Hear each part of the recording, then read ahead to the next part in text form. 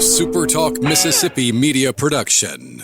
Middays with Gerard Gibert is on the air. Middays with Gerard Gibert is powered by C-Spire. Power your home or business with C-Spire Fiber. To learn more, visit supertalk.fm/C-Spire. C-Spire Fiber powers SuperTalk Mississippi.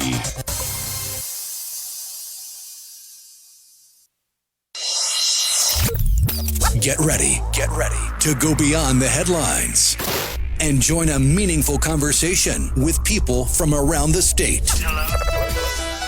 You're listening to Middays with Gerard Gibert here on SuperTalk Mississippi.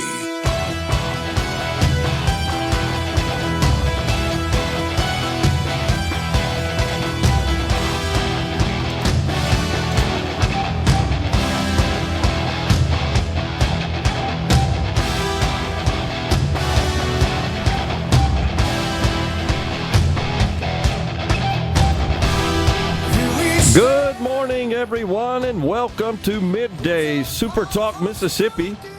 I'm your host, Gerard Gibert, along with Rhino in the Element Wealth Studio, guiding you through the middle of your day with facts, fodder, and fine music on this Friday, y'all. What's going on there, Rhino? Oh, not too terribly much. Just looking forward to the weekend. Man, it looks like we got a little break in the weather, a little more of the tease, I guess you'd say, of the spring, which is upon us. Because I believe when we come back next week, that it's March, right? This would be our last show in the month of February. 2 down. Yeah, man.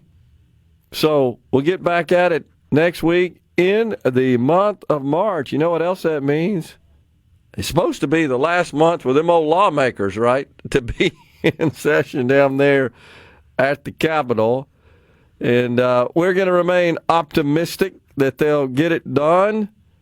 I guess the question is, are we going to have a special session to pass a budget again as we did last year?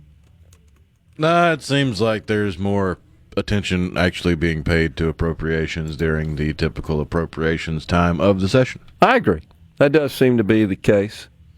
We're all buckled up, ready to go, of course. We got Insurance Commissioner Mike Chaney in the Element Wealth Studio. I think he's going to be calling in today, actually. That is coming up in the next segment. We look forward to that discussion. He'll give us an update on the massive losses incurred by insurers as a result of the big winter storm that moved through.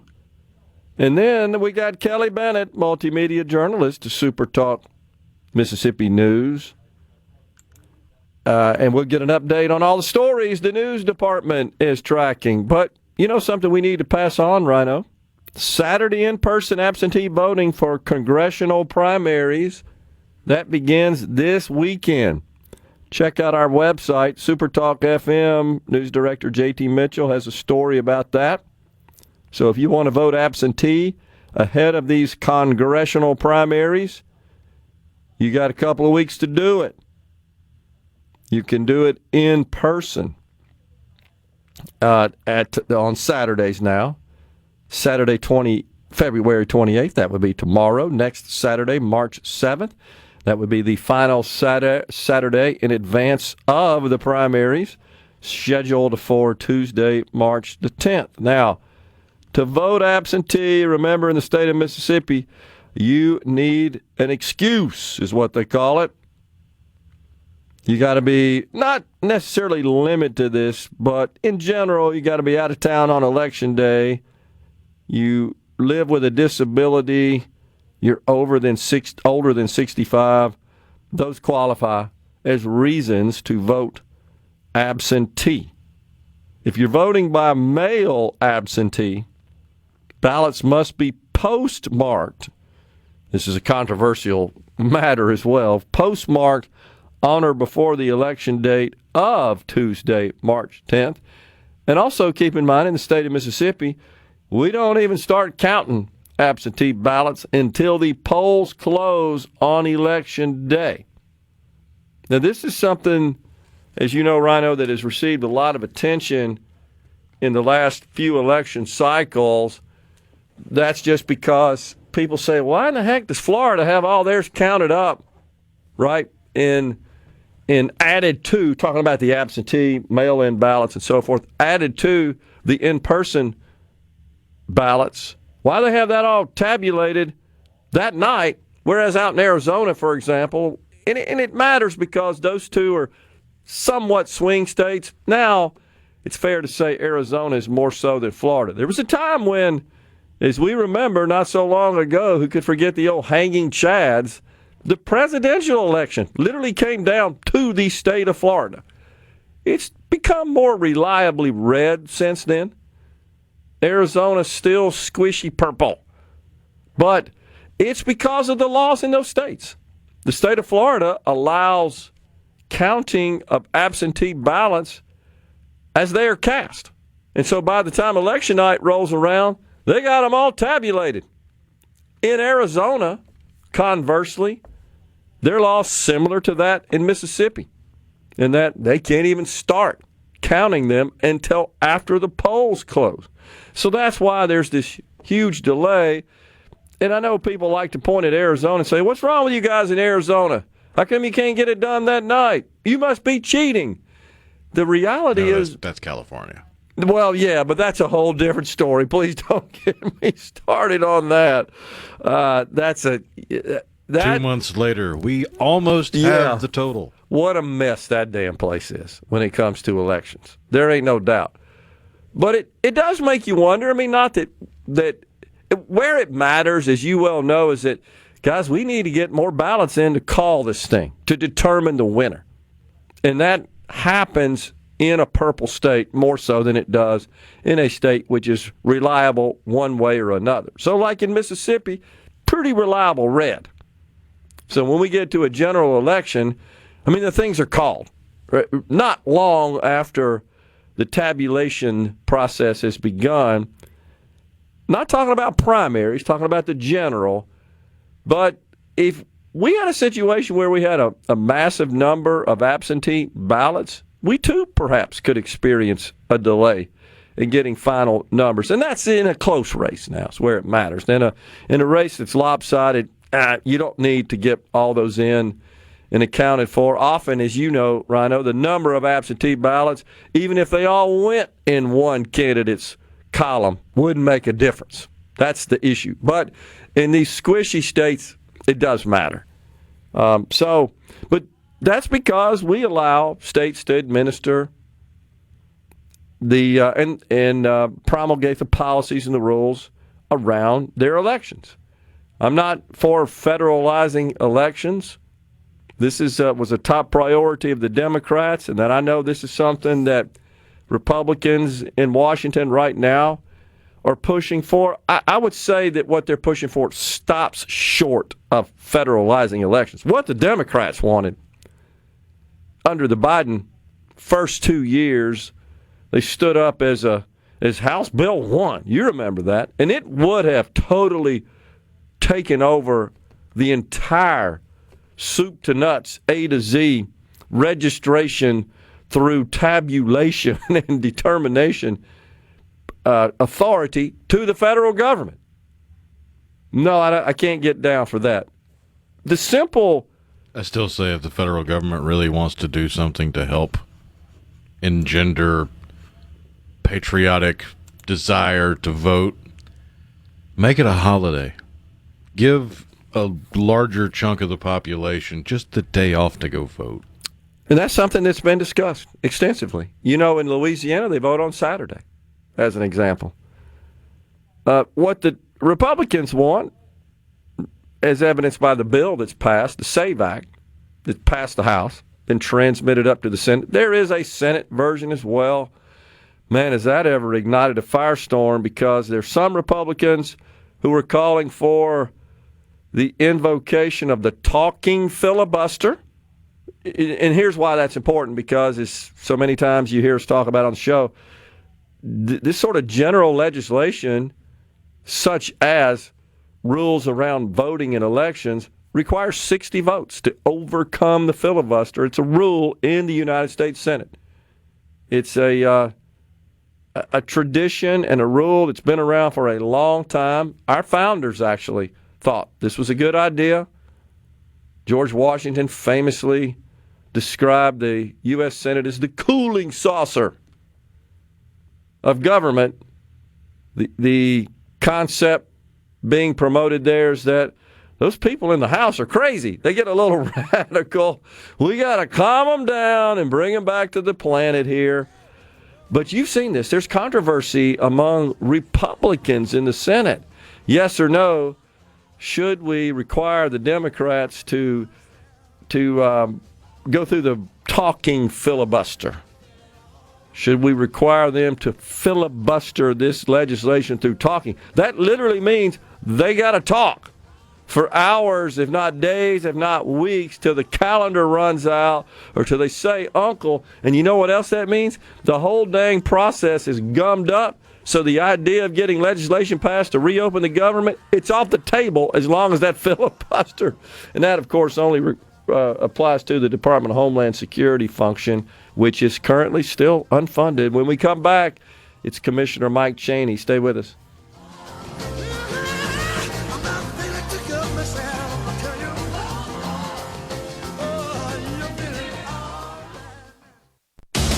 Hello. This segment of Middays with Gerard Gibert is brought to you by Covington County Hospital in Collins, where your health matters. Bring it on! Middays with Gerard Gibert. It is on. On SuperTalk, Mississippi.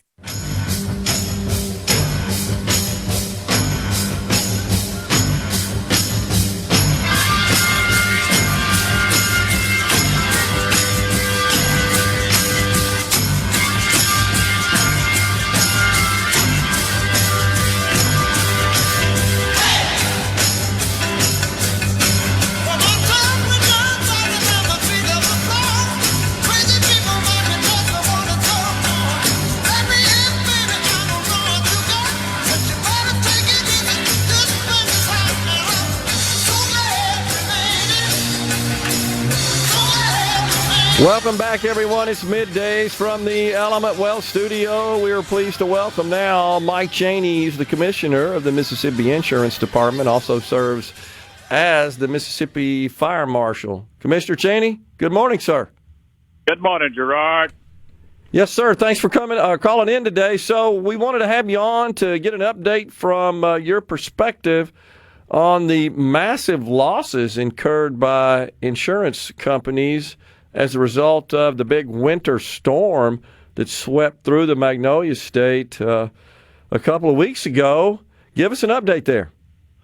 Well, very simply, we do data calls. That's where all the companies report their insurance claims and what they paid out. And we're in the third week, and that data call revealed that we have about $107 million of reported insurance claims from the Ice Storm Fern. About 50% of those claims have been handled and paid out. We paid out about $60 million so far, which is a pretty good payout. Yeah. And we'll adjudicate or pay out the rest of them sometime within the next couple of weeks. We do have another report due next week. When you look at insured losses, that's about 12,000 claims, and you can figure the average claims is about $10,000. Most of that is water damage. It's not trees falling on roofs necessarily. It's water damage coming through the roof or busted pipes in homes, and et cetera. The commercial loss that is not insured that should be covered by FEMA is well over $100 million. So we're probably looking at $250 million loss with Ice Storm Fern. Wow.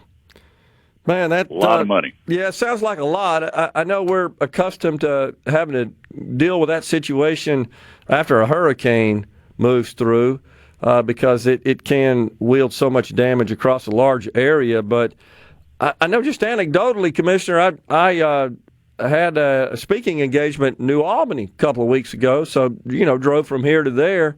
Man, it looks like one big tornado ripped through the part of the state from about an hour north of here all the way up to the northeast corner. That's correct, Gerard. It's bad. We've got a lot of drone footage that we've shared with the insurance companies, and the companies have shared their footage with us. So it's been a pretty good deal for us to kind of get a handle on what we should expect. And this is important to us because it gives us an idea of what may happen in the future if we have another ice storm like this. Yeah. I was around back in '94 when that ice storm came in. Yeah, so how do you compare that to this one in terms of the dollar cost, the economic damages? Well, the dollar cost is going to be about 3 times as high as what we had in '94. Most of the '94 damage was confined to power lines, and a lot of the utilities in the state. This damage was confined basically to, of course, power was important, but it's confined mostly to homes and commercial businesses. And you've got a path that kind of goes from Rolling Fork all the way up to Alcorn County, just the northern third, the northwestern third of the state. And when you look at that much ice damage, there'll be a lot of damage that's not reported. It's pretty significant, a lot more than 1994. So, Commissioner, what action, if any, does your department take in these situations? I'm sure, like you said, you're gathering information from the various insurance carriers. Do you expect they're going to come at you now requesting rate increases? Is that something that you would have to deal with? No, we do not expect any rate increases. Contrary to that, okay. A lot of the damage that we had were automobiles. Maybe 40% of the damage that was reported were on automobiles, from basically broken windshields, ice damage, and people driving down the road and the ice blows off and the car behind them gets a windshield crack. That's most of the damage on automobiles. And contrary to what one would think,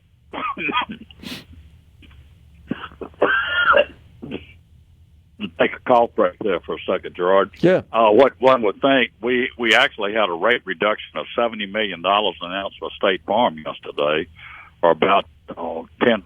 It's like a 10% dividend to all the mutual companies that have given out to all the policyholders, about 600,000 automobiles. Wow. And our rate is about $124 per automobile. Louisiana's $138. This is an interesting fact, and since you're a good accountant, you figure this out.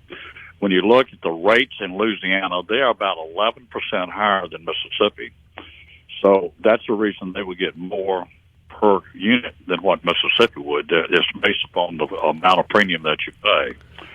But that's still a very significant amount of money. That $70 million is going back, and rates will be down approximately 10%. So, Commissioner, to what do you attribute the rate decrease? Is it because State Farm contends they had a positive experience here of late? They just had fewer claims and they're able to reduce premiums? Well, we don't talk about this a lot publicly, but we've been auditing the companies and looking at the claims, and most of the claims history that's approved, or rate increases are approved upon predicted risk losses in the future, based upon historical losses in the past.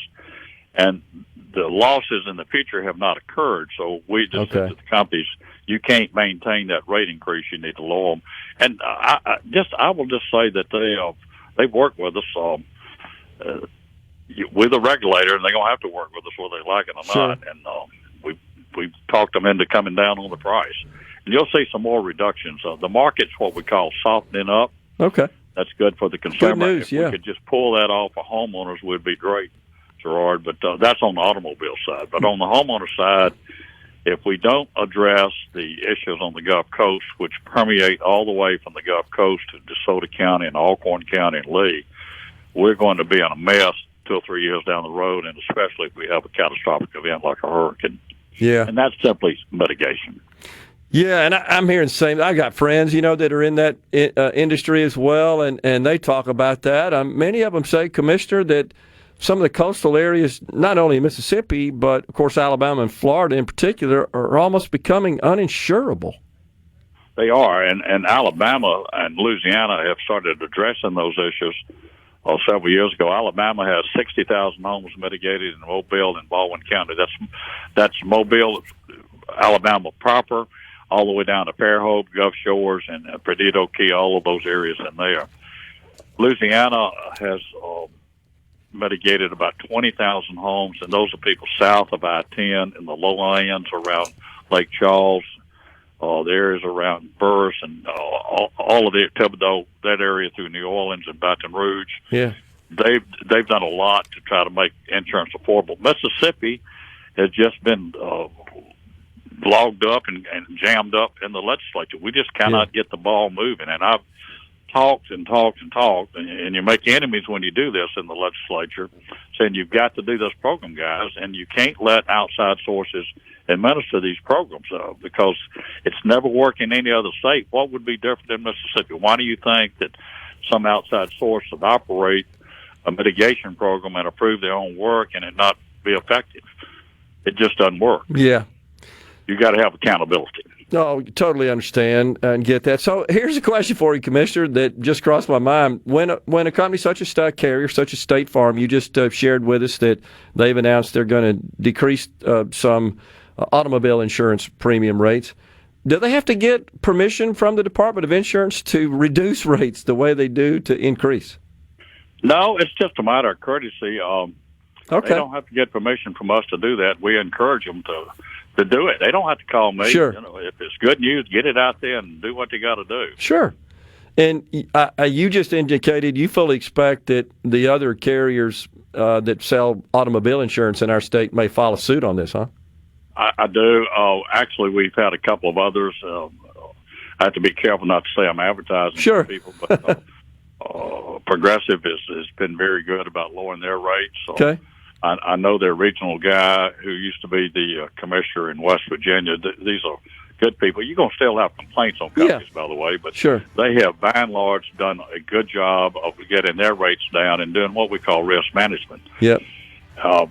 And, Gerard, if we could get some reform in the automobile insurance area where people that are required to have insurance can afford it, we could even lower rates more.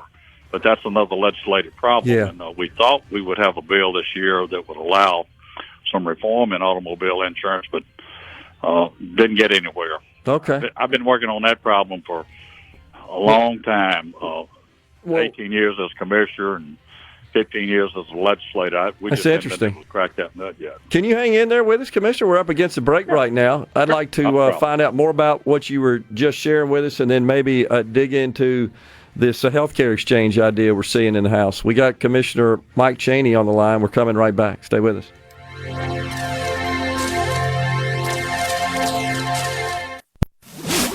You're listening to Middays with Gerard here on SuperTalk Mississippi.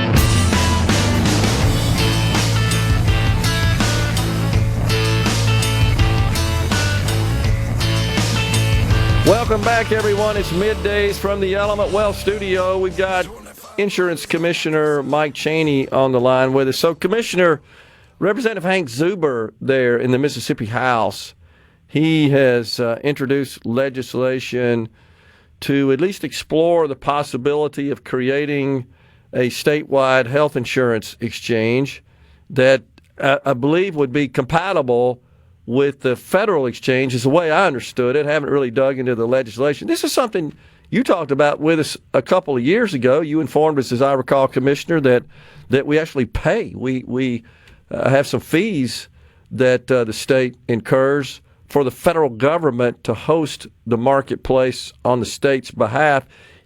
Your team, as I recall, had looked at we could just move that in internally and handle that without necessitating the payment of those fees. Is that kind of what's going on here, or is there something different? Well, I think, no, it's similar to what we talked about a couple of years ago, Gerard, but Hank and I have talked. Hank thought that he could pass legislation to force us to do an exchange, and I said, Hank, that sounds good, but the problem is CMS will not allow us to establish a ACA-compliant exchange without the signature of the governor. And, of course, Governor Bryant and Governor Reeves now have said they're not interested in giving us a letter, and that's fine with us. Okay. But the dollar amount, just to put it in without getting into percentages, it's about $30 million a year. Sure. In the scheme of things, it's not a lot of money when you look at the billions that we're talking about. But what we are looking at, and the things that we do need, are the ability to do what we call 1332 waivers on health care and 1333 waivers. And all those waivers do is allow us to be innovative. And an example would be that we have been actively working to develop an insurance policy that you could buy, a health insurance policy, off the Mississippi high-risk pool that would be very compatible to what the state gives to their state employees. It would be under $1,000 a month. It would be similar to what we did for to allow Farm Bureau to write policies for their members. There might be some underwriting. There would be some limits as to how much could be paid out, and it would have some real strict controls on the cost of drugs. And that's the main driver of health insurance premiums today, of drugs. It's not the medical community necessarily. And if we can do that, we probably could cover 100 to 150,000 people. The state would not operate those plans. We work in conjunction with private industry. They can offer the plans on the format that we have, and hopefully venues and entities like chambers of commerce, real estate agents, a lot of other different entities could buy policies off that exchange and cover what they're doing today that costs them, say, $1,700 a month per person. I see. So I know several states already have these 1332 waivers, I believe, do they not, Commissioner? Do we have any here in the state of Mississippi as of yet? We do not have any in my department. We do have some, I believe, at the Department of Medicaid. I'm not positive of that. I'm just not privy to it. I wish I could answer that, Gerard. I've just got so much on my plate. I just don't know. Sure. But I do know that we do not have any waivers in sight now, but CMS has informed us, that's the Center for Medicare and Medicaid Services in Washington, has told the Mississippi Department of Insurance, beginning January 1 of 2027, these mandates that the legislatures are passing will have to be paid for by the state. I see. That could be really catastrophic. So if you don't have those waivers in place, you may be looking at a several $100 million increase in insurance premiums in the state. Wow. And it's complicated, but the ground ambulance transportation bill that they haven't addressed is about a $200 million increase in premiums if it were fully implemented. There's no teeth in the law, and I don't think you'll have a law change this year. But what I predict is we're going to have a whole lot of lawsuits, and we're caught right square in the middle because we're the regulator without any authority to regulate. Mm-hmm. Does that make sense? Yeah, totally. So it's kind of a little-known provision, is it not, Commissioner, these 1332 waivers? Because what it primarily does, as I understand it, is just allow states to seek these, and they're able to waive certain requirements promulgated by the Affordable Care Act that has this minimum essential coverage list that's pretty comprehensive but also very expensive. And this would allow states to allow insurance companies to sell coverage that's sort of non-conforming, right? That's correct. And as I told a group of realtors, several hundred realtors yesterday morning, that you can't expect to get a GLP-1 drug that costs you $1,000 a month when you're only paying $600 a month for insurance premium. You just can't do that. Yeah, sure. It doesn't work. Understand. And you're a numbers man, Gerard, and most people listen. People listen to you because you're there. You know what you're talking about. These companies don't make a lot of money. Right, they don't. I know, and it's usually somewhat surprising when I do share that information. Commissioner, the insurance companies really don't make squat. Honestly, even the pharmaceutical companies, if you look at the top dozen or so, their total net profit doesn't add up to what Apple makes in a quarter. I mean, I don't know what the solution or the answer is. I just know you're trying to squeeze blood out of a turnip when you start requiring them or requesting that they lower their sales prices of what they sell. It still doesn't really move the needle much. It does not. And our models in the state of Mississippi are built upon Medicare, Medicaid. Yeah. income to the hospitals and so many dollars from the commercial insurance, which we do regulate to a small degree. And if you do away with commercial insurance and people don't have it, then it's a spiral down the rabbit hole, and the hospitals go broke, the doctors don't get paid, and it's just a dead-gum mess. Yeah. And you're already seeing some of that in the Delta part of the state of Mississippi with the hospitals that are in trouble. It takes a lot of people working together. You can't fight each other. You need to be in the room working together to work these problems out. And that's our goal, is to try to help the consumers of the state.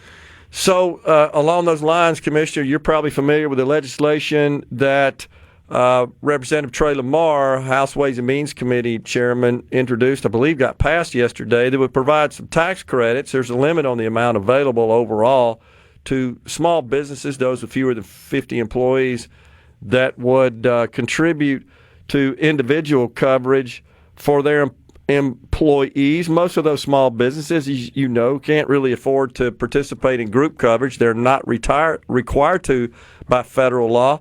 Whatever happened to the SHOP exchange, Commissioner, that was supposed to provide subsidies to small businesses for offering coverage to their employees?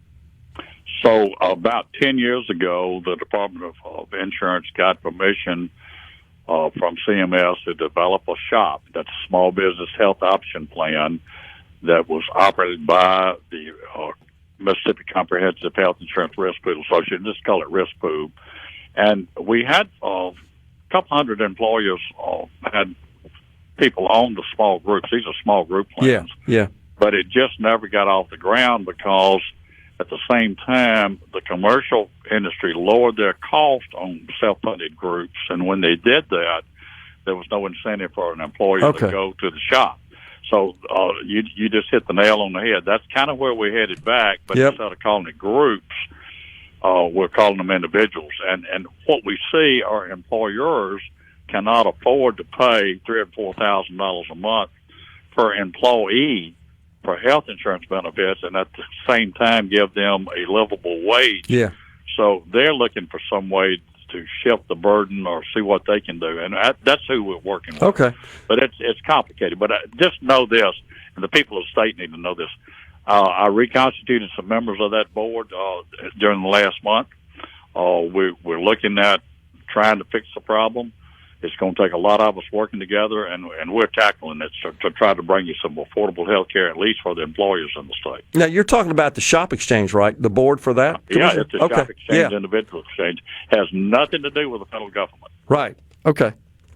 All right, so that's a little different because, as I recall, the SHOP provisions were part of the original Affordable Care Act, and the whole concept behind that was, well, we require employers over 50 to provide affordable insurance, 50 employees. Those fewer than 50 employees, we're going to give them this way to buy so-called group coverage, even in the small group, but we're going to give them subsidies up to a certain point for providing insurance to their employees, but it just kind of lost its luster. I don't remember hearing much about it after it passed.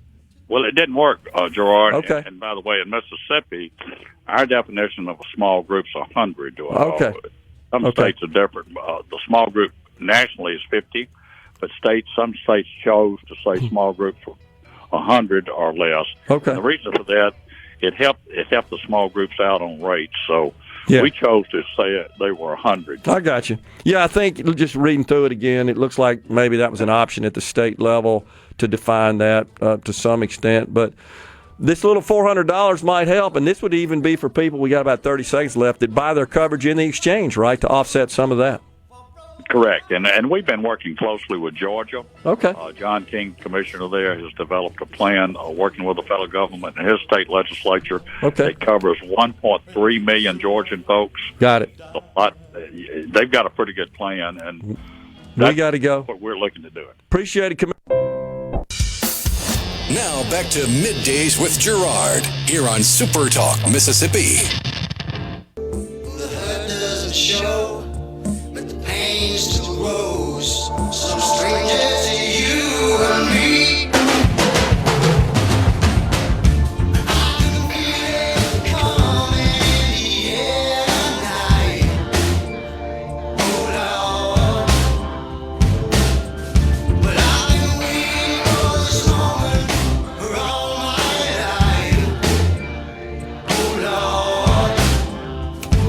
Welcome back, everyone. It's the great Phil Collins bumping us into this segment, the final one of hour one of Middays on this final day of the week and final show of February. Hard to believe, man. The market's not very happy this morning. Selling off.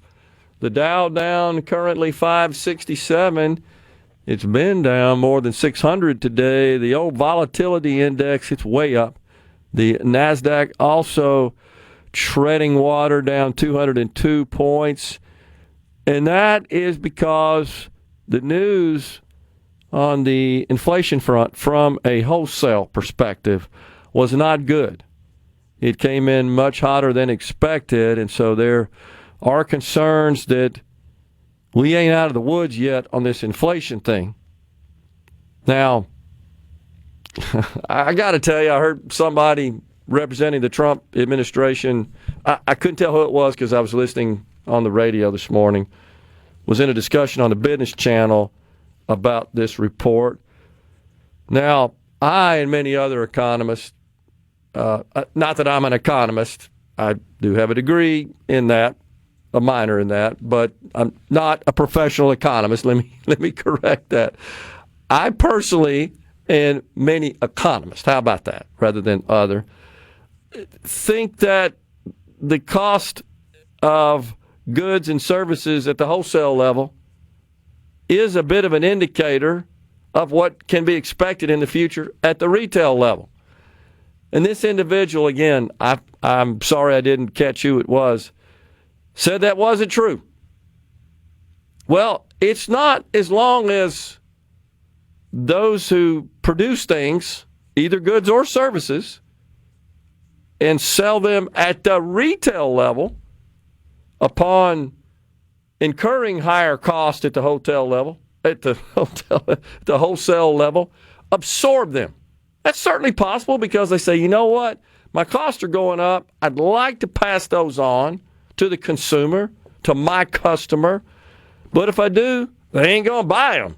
So that's the decision business people have to make all the time. Unlike government, they doesn't have to worry about that because we don't have enough money. Just fire up the printing machine, right? That's the fundamental problem with our dang federal government right there, is that there are no consequences for not making the ends meet. In business, you know what the consequence is? You don't eat. That's the consequence. So I would just say that I dissent with that opinion, and I know they're trying to quell concerns about this. But the market's reacting the way I would expect them to, which is, yeah, we got some more work to do here on this thing.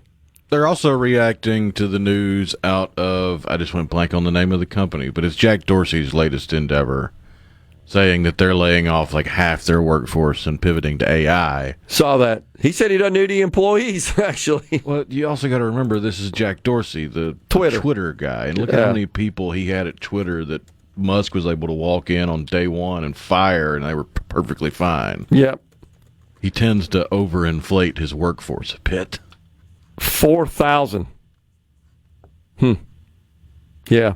But because he's cutting that many jobs and saying it's AI, you do have some people... They're freaking out over it. No doubt. Block, I think, right? That's it. That's the name of his company. Just hit me, yeah. So I heard that this morning. He literally said, yeah, I think we're approaching a point where we don't need any employees. That's so yesterday. I don't believe that personally, but I don't have a lot of confidence in that guy's ability to optimize his org chart. How about that? I think that's... So he could screw up by letting a lot of people go. That's not always in your company's best interest. You can make an error in that respect, just as you do when you overhire. So you're looking for a sweet spot there, of course. The key is let's optimize our staffing model. But, yeah, you're right. There are some freakouts. And there, earlier in the week, who was it? Somebody announced a significant layoff. I can't remember who it was. That kind of got my attention. Seems like it's one of the big tech guys. But that too perhaps is weighing on the minds of investors. There's just a lot of information to consume, and things are extremely volatile. Now the good news is mortgage rates. You've seen that they fell below the 6% mark first time since September of 2022, down to 5.98%. So that's a positive. And I just saw the 10-year flash by a minute ago on the screen here. It's down again today. So, but, that usually is a sign that when you see the rates retreat like that investors feel pretty good about the outlook for inflation. So fair to say, no surprise, that there are lots of conflicts in the reaction today and in the information coming out. We got a whole bunch more to talk about here on Middays on this Friday, but right now it's Fox News Super Talk News. Don't forget, in the next hour, Kelly Bennett, Super Talk Mississippi News. We're coming right back. Stay with us.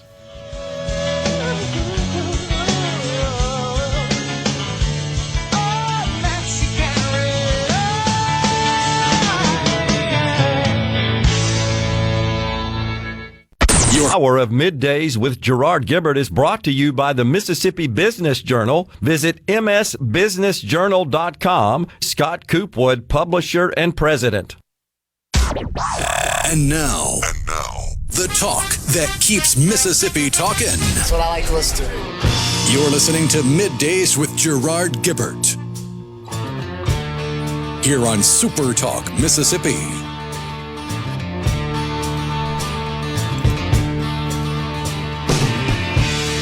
Here again, oh Lord, haven't been home in a year. Welcome back, everyone. It's hour 2 of Middays from the Element Wealth Studio on this Friday, y'all. How about Dell? They had a blowout quarter following up on NVIDIA's stellar performance earlier in the week. Dell shares up 19% today, man. How about that one? I was describing the stock market to a friend earlier in the week as like there's a sled dog team of tech companies pulling the American economy along, and NVIDIA's the head honcho dog out front. Yeah, but it's just a sled dog team of tech companies. Regardless of what you think about this whole artificial intelligence explosion, of course, necessitating the build-out of data centers across America, really across the world. Jensen Huang, the CEO of NVIDIA, co-founder of the company, he's worth listening to. That guy's brilliant. And maybe I haven't heard anybody as good as him at taking really complex technology and relating it to everyday life. He's as good as there is at that, man. And he's not just your typical closet nerd. He's a really, really good dude. We're fortunate to have him in this country leading that company. And you're right, they're kind of out in front, dragging the rest of the industry with them, no doubt. Dell is an example. Guess who one of NVIDIA's customers is? It's Dell. They're installing that silicon produced by NVIDIA in their servers. And that's why they had a blowout quarter, because the market says, I need more servers. Now, one of the things that is weighing on the industry, including Dell, is that memory, silicon-based memory, is constrained right now. I got to tell you, I remember so vividly, back in the early days, I'm digressing a bit, back in the early days of the PC, you had random access memory installed on the system board. You remember those days. Little chips. Good old RAM. Yeah, and you had to have a chip tool, like my technicians called it, chip removal tool, or I don't know what it was called. But it was a special tool so that you didn't bend the little legs, the contact legs on the chip. And they were careful to install those in the slots, in the receptacles, if you will, that were installed on the motherboard. And they would ship those chips, the chip distributors, really, who would get them from the chip makers, in plastic tubes that were invulnerable to static electricity. They literally were little plastic clear tubes. You would look at it and say, well, that just looks like a typical plastic clear tube. about 3/4 of an inch in diameter maybe, and they'd have all the chips lined up in them with a little cap on it. But that plastic itself had some sort of anti-static property to it because that could mess the chips up. And when you installed them, you had to make sure you're in kind of an anti-static environment. And if you didn't do it just right, boop, you'd see the static electricity and it'd hose up the chip. But where I'm going is I remember periods of time where you couldn't get any dang memory. And a couple of times it's like the chip factory burned down or something like that. Because they're limited, as you know, they're limited physical facilities that make this stuff. And it developed, the industry did. It used to be Japan. It kind of moved to Taiwan. Korea as well. Big haven for the manufacture of silicon chips. But right now there is a constraint on these products. And that, of course, affects Dell, HP, Apple, the other makers of these devices that we use that have that memory in them. But they had a blowout quarter, did Dell. Congratulations to them. The stock up today, it's up. It's $136 a share. That's up $15 today. So congratulations to them.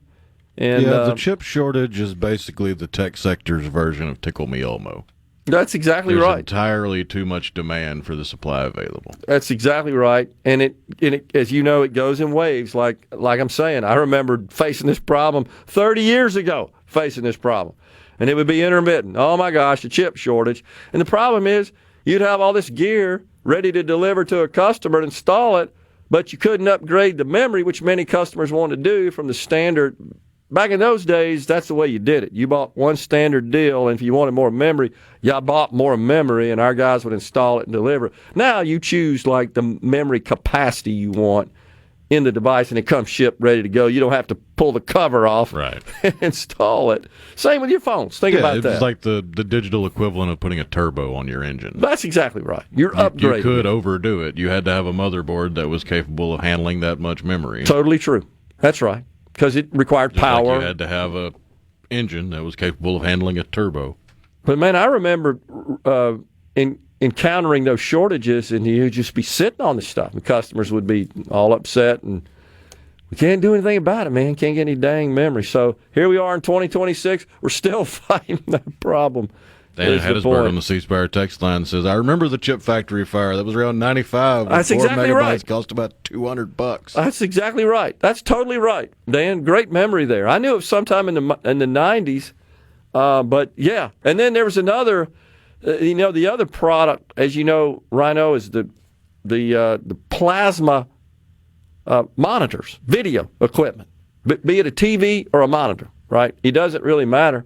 There's a limited number of companies on the planet that actually make that. They may be sold under a whole lot of different brands and names, but the underlying raw material for that process and that finished good, it comes from a limited number, select number of companies that can do that. And they were mostly concentrated, again, in Japan and in Korea for a long time, South Korea. And I remember having constrained shortages of monitors, video equipment. And there would just be some problem in the factory that was obstructing their ability to actually pump those things out. But look, that's just the demand and supply world that we live in. It's not a bad thing. It's just reality, and it's still going on. I appreciate the commissioner coming on and talking about the state of insurance in our state. This is something that affects virtually all of us, right? You've got some form of insurance either on your assets or your life or your health. That's pretty common, and it's a huge industry. But I did want to pass on that this bill in the Mississippi legislature that I believe passed the House yesterday, introduced by Representative Trey Lamar of Senatobia. Of course, you know him. He chairs the House Ways and Means Committee. This is a tax credit that employers could receive up to $400 for every employee that they offer what's called an individual coverage health reimbursement arrangement. ICHRA is how it is referred to out there in the marketplace and in the halls of government, I guess you could say, certainly in the industry. And this is just an alternative to a group plan. Most small employers can't afford, not only can they not afford group plans, the insurers that sell group coverage don't want to mess with them. It's just not enough employees for them to spend a lot of time and money on. They pursue the greater than 50 employee companies. And so this is an incentive. It's just a state tax credit, just so you'll know, state tax credit. The expectation is that this will motivate small businesses to go out and offer reimbursement, I should say, to their employees to go buy insurance. I am concerned about how all that would be monitored and managed anytime you got the flow of money going through several hands, and then, of course, addressed and reimbursed in the form of a tax credit when you do your tax return. Talking about these small employers typically that are organized as not as full corporations as C corporations, that wouldn't apply then, but as so-called S corps and small businesses where all the income flows through to the owners of those businesses, and they then file individual tax returns so they could receive a credit. And that's even if their employee goes to the federal exchange, the marketplace, healthcare.gov, buys insurance in the state of Mississippi, receives subsidies for that, but they then have a cost associated with that out of their own pocket. This offsets that cost, that individual employee cost, and an employer gets reimbursed essentially by our state government in the form of a state tax credit if they help them out there. We're going to take a break right here. Coming up next, Kelly Bennett, Multimedia Journalist, SuperTalk Mississippi News.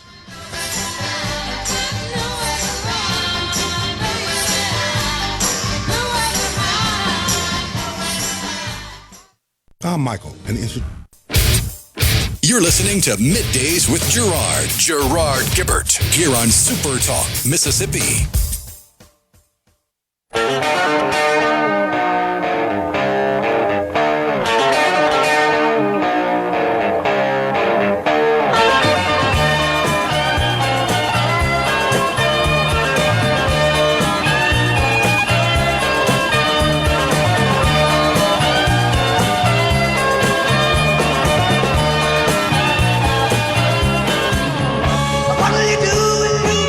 The great Eric Clapton, Derek and the Dominoes there, Layla, one of the most recognizable guitar riffs ever, I would say, Rhino. But right now, it's Kelly Bennett, Multimedia Journalist, SuperTalk Mississippi News.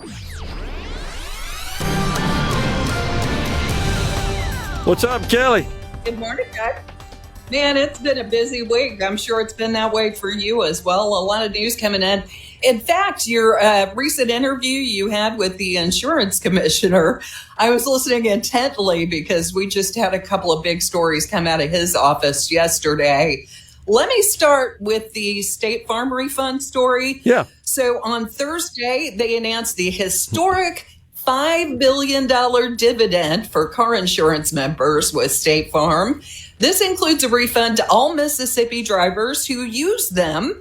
That's the company's largest in its 103-year history, and it's possible due to State Farm Mutual's financial strength and stronger than expected underwriting performance industry-wide. Customers nationwide can expect to receive an average refund of about $100. Refunds are going to vary state by state according to premiums paid. I heard the insurance commissioner kind of explaining that. So the State Department of Insurance confirmed that Mississippi policyholders will receive a share of more than $70.5 million. That's an average of about $124 per vehicle in Mississippi. Refunds will only go out to policyholders who add an active account policy as of December 31st of 2025. The insurer is also lowering premiums by about 10% across 40 states. That'll total $4.6 billion in lower costs for customers. So some great news there. Yeah. It's not very often that you're doing business with a company that's sending you money. Yeah, So. absolutely. I think that's just the realities of the market, and it's good when you're competing and you got to make those kinds of moves to remain competitive, retain your customers, all the above. That's the way the market's supposed to work. So, right, that's absolutely good news. Talk about the data centers and Mississippi Energy example. I know that Richard talked to John McKay from the Mississippi Manufacturers Association. I don't know if that's what you're referring to here in your notes to me, but tell us about that. It exactly is. So you heard the president during his State of the Union speech this week, making it clear that he wants to shield Americans from the high energy costs that are associated with these data centers. And we don't know yet what his proposal is going to be, but he's meeting with big tech leaders like soon to talk about this. But in a lot of areas, not in Mississippi, because Mississippi did it right, these data centers have brought up energy costs for surrounding customers, customers around the data centers. Well, Mississippi Business Alliance President and CEO John McKay believes others are going to want to follow Mississippi's example. What I really think you need to do is tip your cap at the leadership in Mississippi. We weren't on the first wave of getting these data centers, but once they started arriving within our borders, we took the time and we really studied that issue.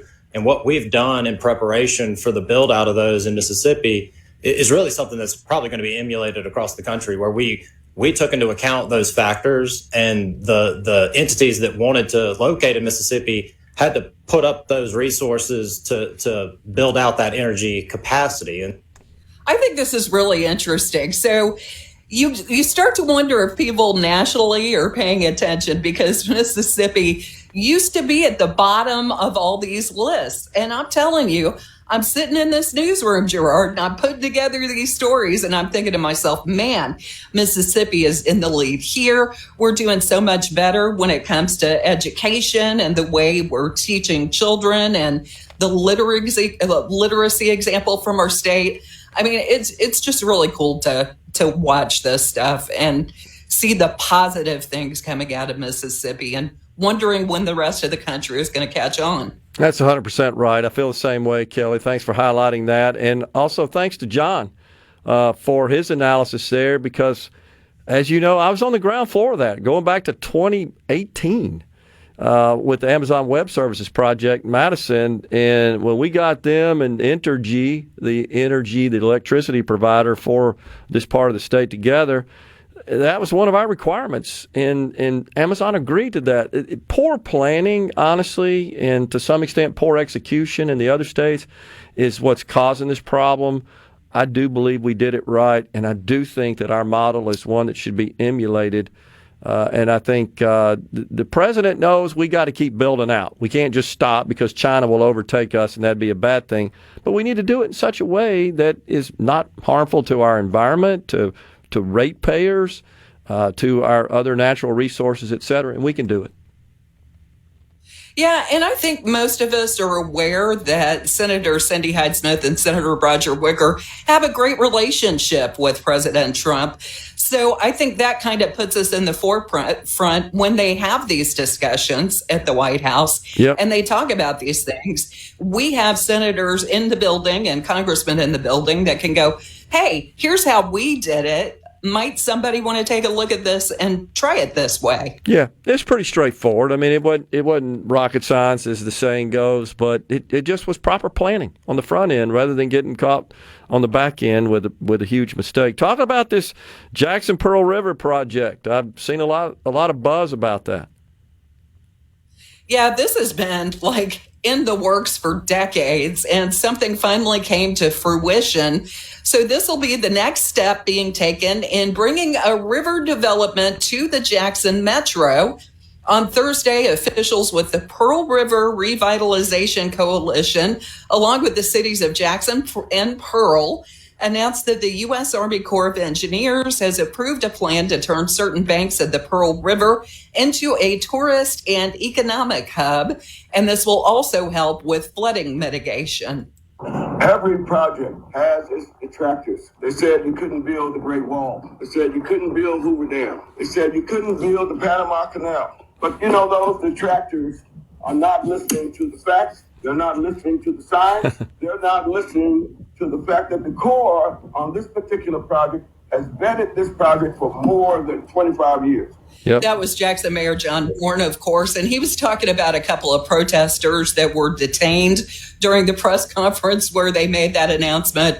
It was kind of interesting to watch how he dealt with that. But yeah, I mean, and there was a smaller economic development out of Stone County this week. Carpenter Pole and Piling is investing nearly $5 million to expand their facility in Wiggins.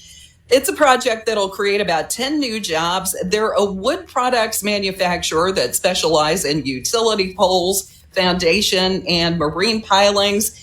And they're constructing all kinds of cool stuff out there. They expect to have construction complete by September of 2026, and they'll fill those new jobs in January of next year. So some more good economic development news. Really cool. A little time left. Man, talk about a bill that ignited quite the firestorm in the state Senate is this water situation in Jackson County. Is that the one you're talking about here?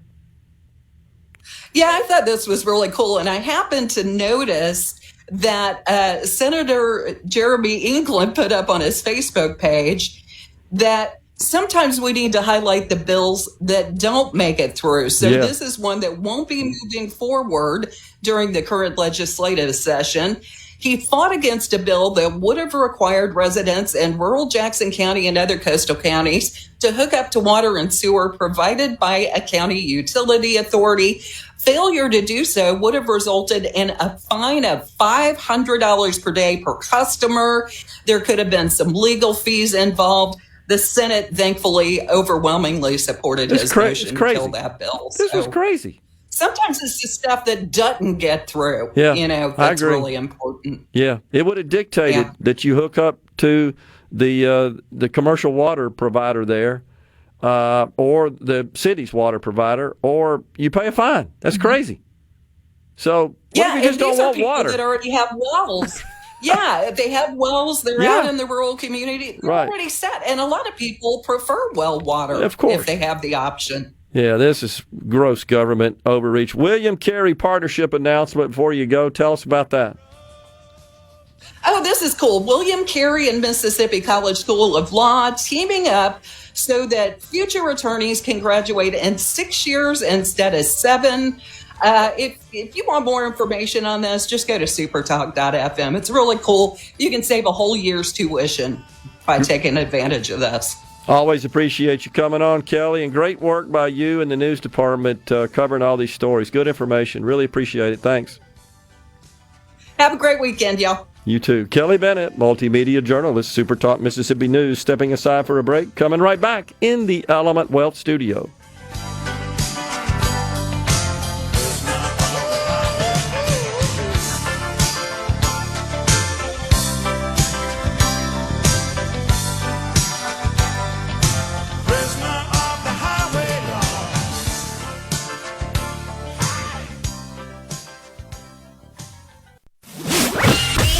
Middays with Gerard Gibert. Let's do this. On SuperTalk Mississippi. Let's go.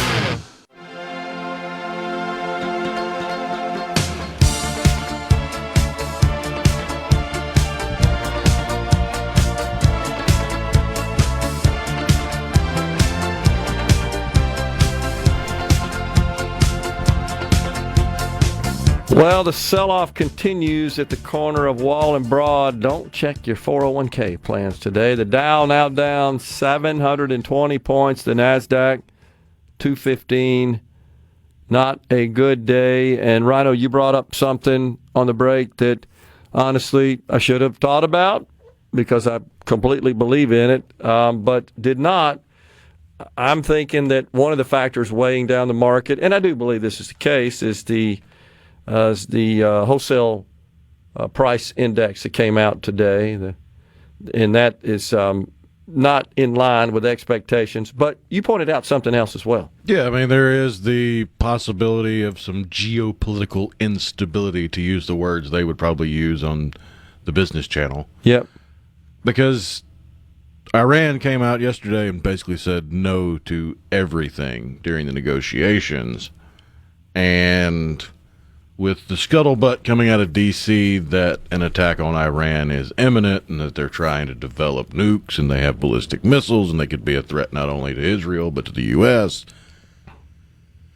And when you look at the anecdotal evidence of, it seems like every time I've put in on the schedule for a few days off, something happens in the world.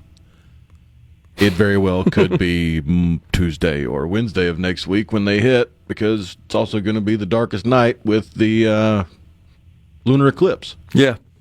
So it'd be the perfect opportunity. Well, for a night raid. Certainly our presence in the region continues to be bolstered, right? We got more assets over in the area. Now, what were you just telling me about some warnings being issued? Oh, yeah, there's some other scuttlebutt coming out. I haven't seen it confirmed, but there's a lot of reporting on it that there are several countries like the U.S., the U.K., China, pretty much any major player is telling their citizens to evacuate Iran. Yeah. Well, that means they know something, or certainly they suspect something. Well, it's like I said earlier. I mean, if you want to see high-definition satellite imagery of the U.S.'s assets in the region, just go look at the pictures China's been putting out. Yeah. And I do believe that maybe something's imminent. Remember, we had Congressman Michael Guest on our show, on our air.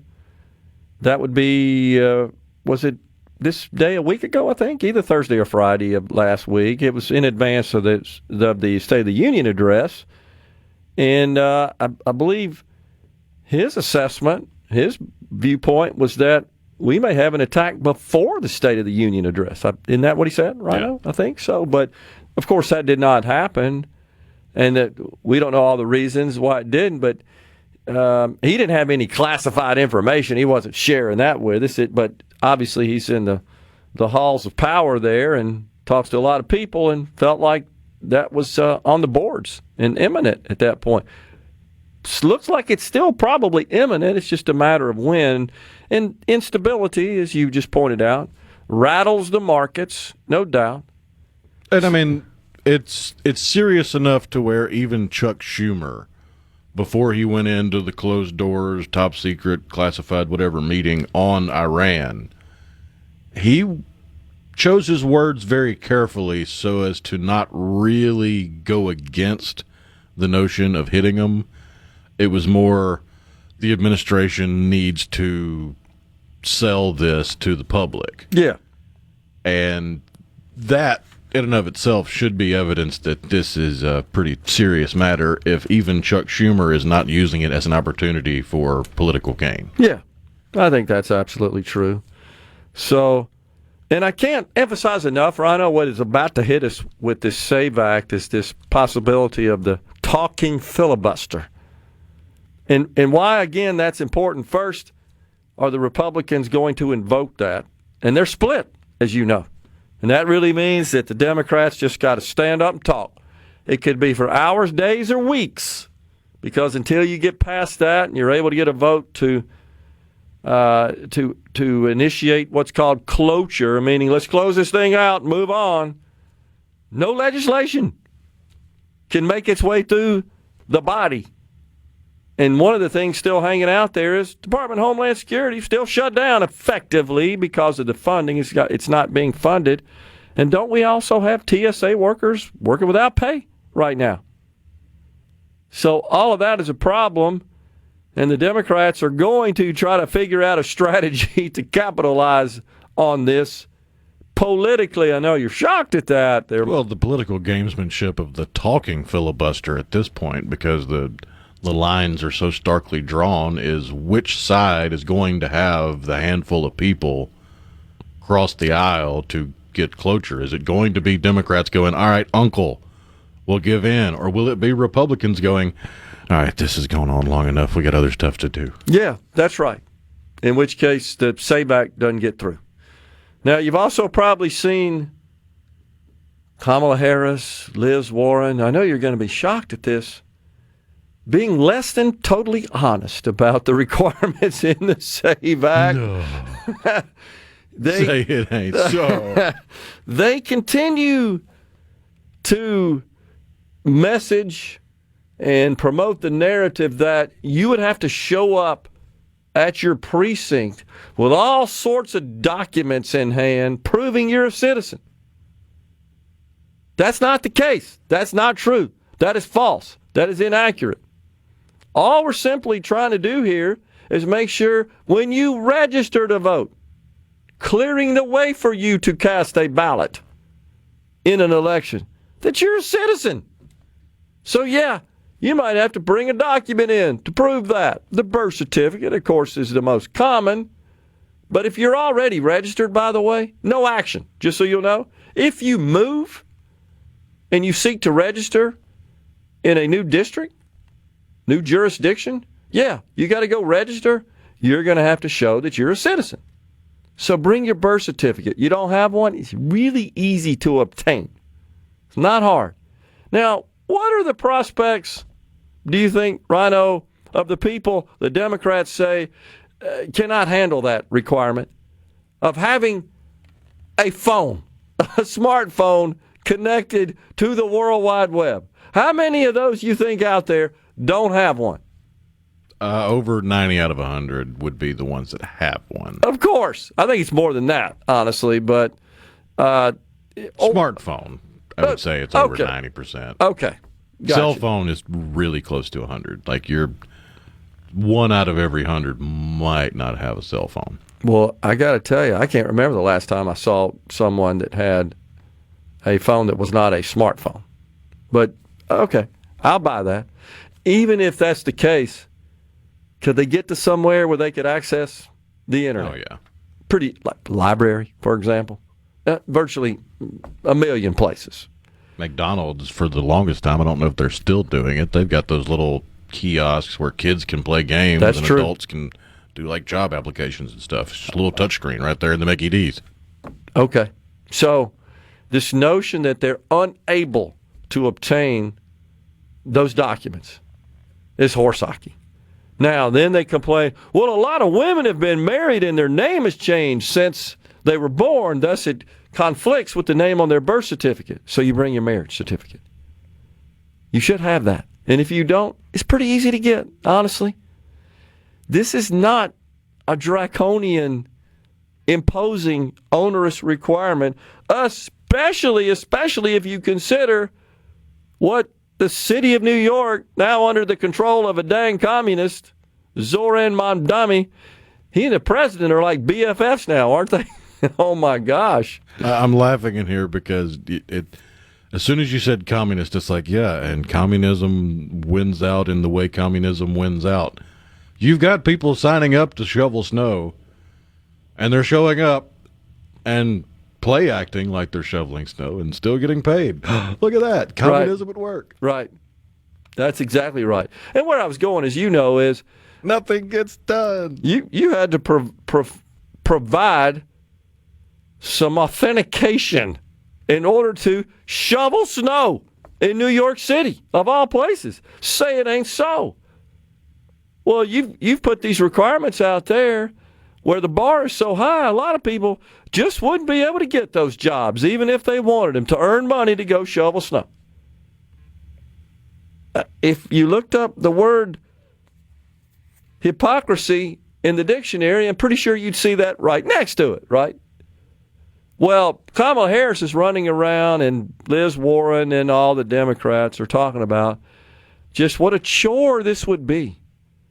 And, of course, you just have to be honest about it. It's grounded in racism. It just is. It's grounded in racism. Yeah, on the part of the Democrats. That's what I mean. Exactly. They're being racist. They're basically saying that minorities in this country would have more difficulty and be unable, is essentially what they're contending, to obtain, to gather up these documents to go vote.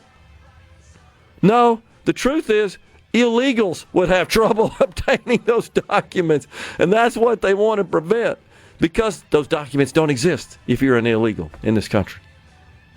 We're going to step aside for a break. Coming back in the Element Wealth studio. Stay with us.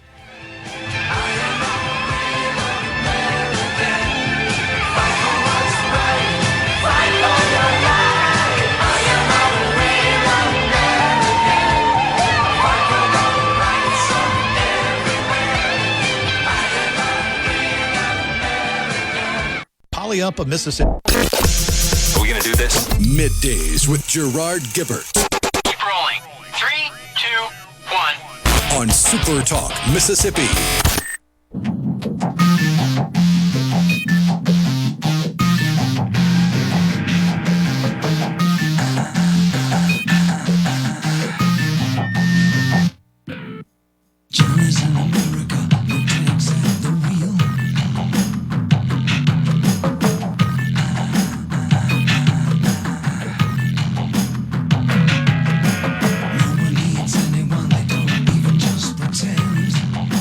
So specifically, I'm sure there's video of this out there somewhere, Rhino. You might be able to locate it. But when Kamala Harris was asked by an interviewer recently about the voter ID requirement in the SAVE Act and why she doesn't support it, it's her response is pretty consistent with what you would expect from that. I'll let you look for that and move on to another.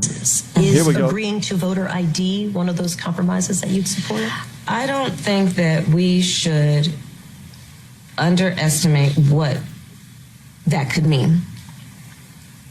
Because in some people's mind, that means, well, you're going to have to Xerox or photocopy your ID to send it in to prove you are who you are. Well, there are a whole lot of people, especially people who live in rural communities, who don't. There's no Kinko's, there's no Office Max near them. People have to understand that when we're talking about voter ID laws, be clear about who you have in mind and what would be required of them to prove who they are. Of course, people have to prove who they are, but not in a way that makes it almost impossible for them to prove who they are. What in the wide world of sports was that? Can you please cipher that for me? I don't know what the heck she's talking about. You see here, the bus has these things on it called wheels, and when the wheels go round and round, the wheels on the bus go round and round. And who doesn't like a yellow school bus, right? Remember that? Oh, my gosh. That's just you could tell pathetic. She doesn't send many of her own packages if she still thinks Kinko's is a contemporary I thought that example. I don't think they've been called Kinko's since, 2007, 2008? Well, who they sell to? FedEx, right? Yeah, they're all FedEx stores. Yeah. But they have been for over a decade. Yeah, they bought them years ago. Right. Almost 2 decades now. Exactly.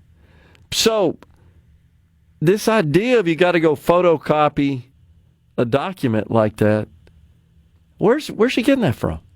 What's she talking about? Man, that's just pathetic. It really is. It ain't that hard, guys. It's also another example of how liberals have a terrible theory of mind for conservatives and conservative policies. No, that is true. That's 100% true. So, have you heard this story about Gen Zers bringing their parents to their interviews?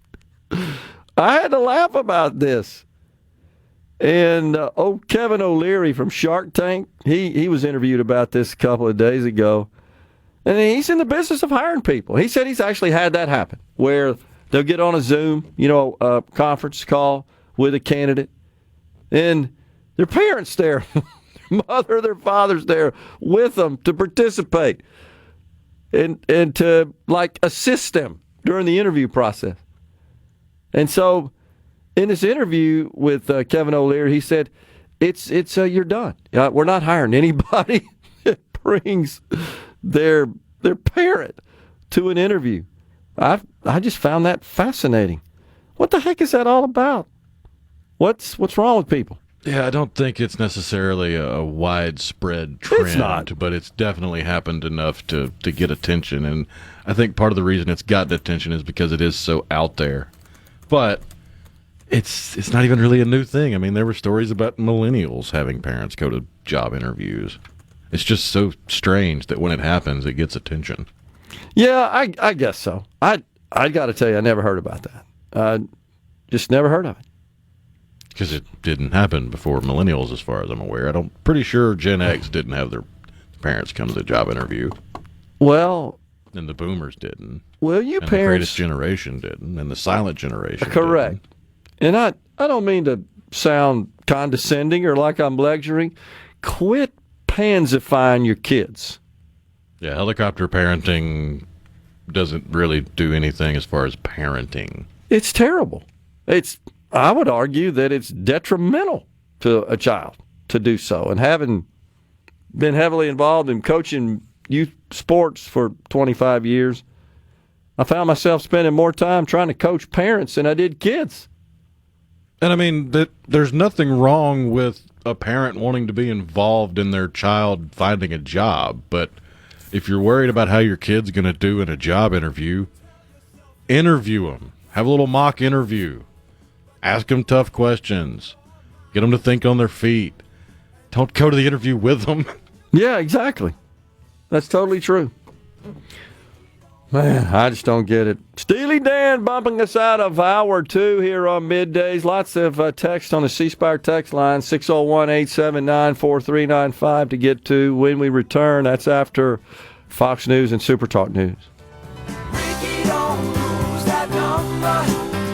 It's the only one you own.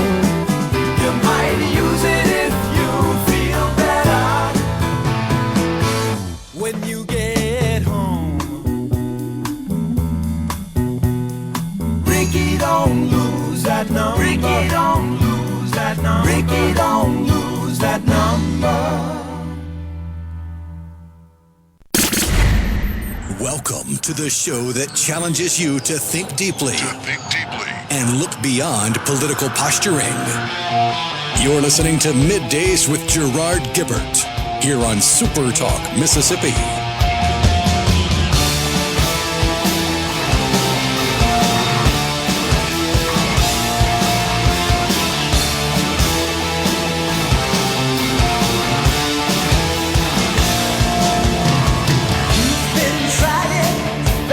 Welcome back, everyone. It's Middays from the Element Wealth Studio on this Friday, y'all. Well, we are all set for hour 3 of the program. Ricky in Aberdeen says the way the mail is being delivered in Mississippi, an absentee ballot could be postmarked the day before election and not received until Thanksgiving. I hear you, man. It seems like that it's kind of up and down. Paula Meridian says, here's my stance about insurance. You only raise the insurance rates on homeowners in those areas that have the potential to be affected. Don't raise my costs in central Mississippi. Yeah, I hear you, Paul, but the reality is the way insurance works, we all pool our risk, if you will. And if we didn't do that, it obviously would not even be an economically viable industry.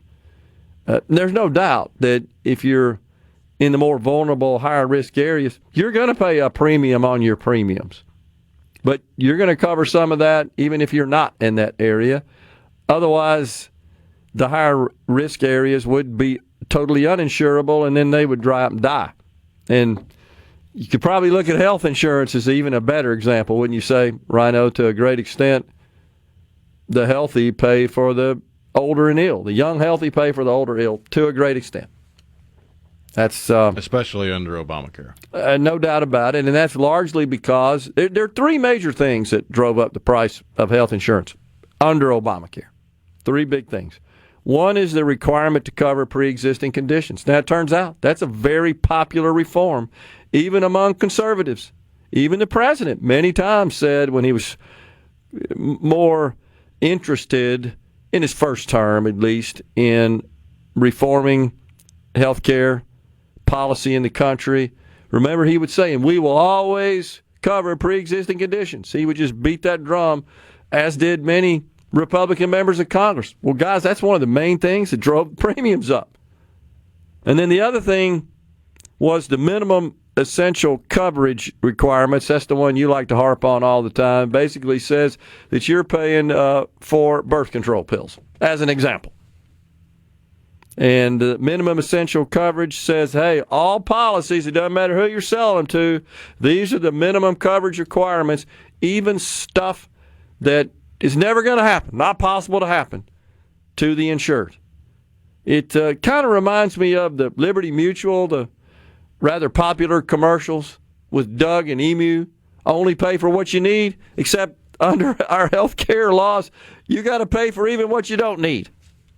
That's the way it works. And then the third big thing doesn't get a lot of attention. It goes back to what started the conversation. It's what's called community rating.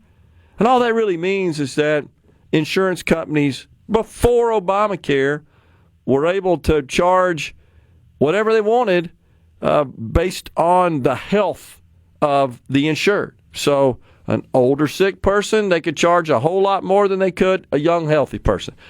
A female, they could charge more than a male because they get pregnant. Despite what the left says, they're more likely to need medical services. They got more plumbing, got more stuff going on there. Indoor plumbing is more complicated than outdoor plumbing. That's exactly right. And there are other perhaps health conditions and health situations that make a person a higher risk to an insurance company, and the insurance company would charge accordingly.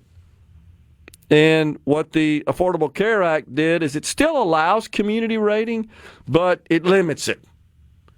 And those are the three provisions of the law that drove up the cost of health care from an insurance perspective.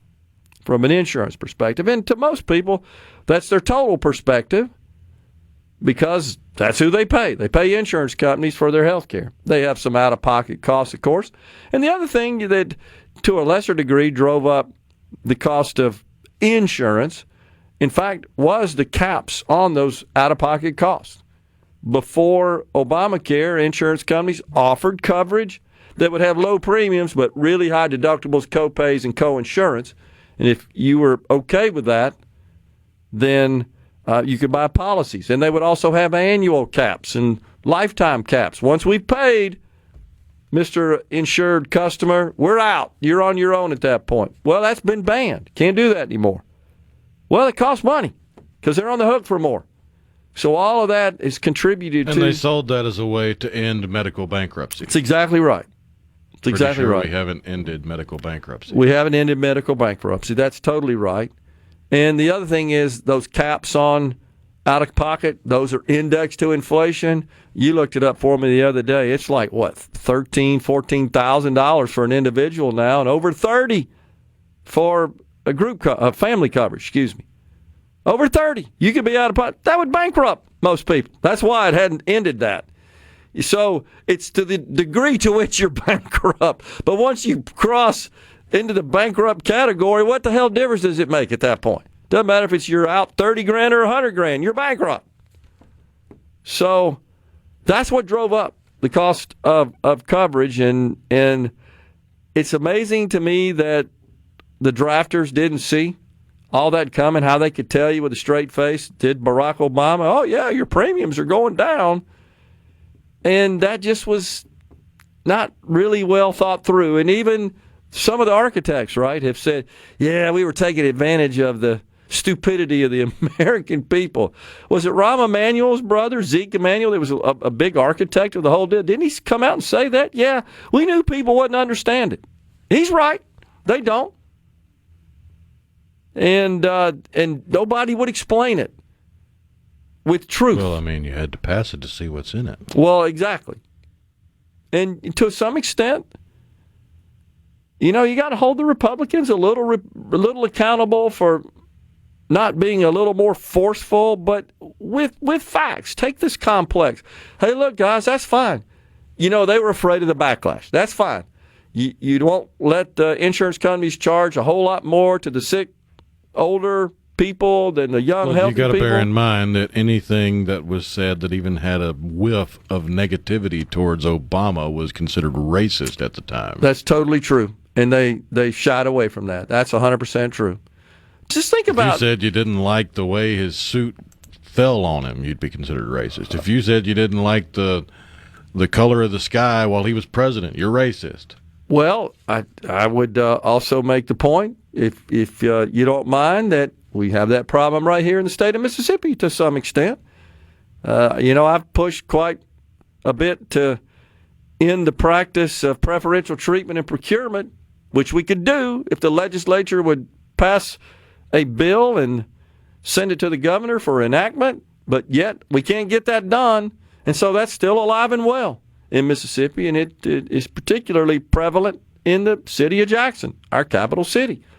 They still are engaged in discrimination and procurement. And because the fear is, well, you would be labeled a racist if you did that. No, that's just common sense. In fact, what you're saying is that we can't pass this law to end racism, so what you're doing is sanctioning racism. Am I wrong about that? No. It's exactly what it is.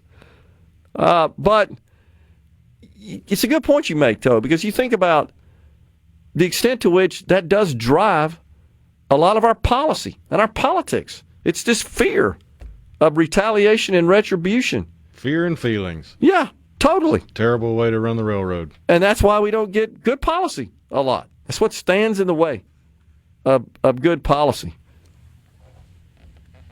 Let's see here. This is also on the C Spire text line. Does he realize, this is when we were talking to Commissioner Chaney, the insurance commissioner, that most Mississippians don't make but about $1,600 a month, and he wants to charge $1,000 a month for insurance. Not sure exactly what they're talking about there, but I can tell you, see, this is another problem, as you know, Rhino. If we're talking about gross pay of $1,600 a month, guess what they would qualify? If they're buying health insurance in this case. If they're buying health insurance, big-time subsidies in the exchanges. The taxpayers are going to pay the vast majority of those costs. In fact, such that their cost of premiums for health insurance we're talking about, just doing the quick math there, would be about $400 a year. Right? I think I did that pretty close. That's probably a little high. Yeah, that's pretty close. Because it'd be limited to roughly 2% of their gross income. So such a person that makes $1,600 a month, about $20,000 a year, doing the quick eyeball math, that's $400 a year. A year! What the hell's individual policies now for the most part? You get to your group coverage, $600, $700, $800, right? Yeah. So that's wrong. You've got essentially welfare. It's what you have to offset those costs. We're stepping aside for a break, coming right back in the Element Wealth studio.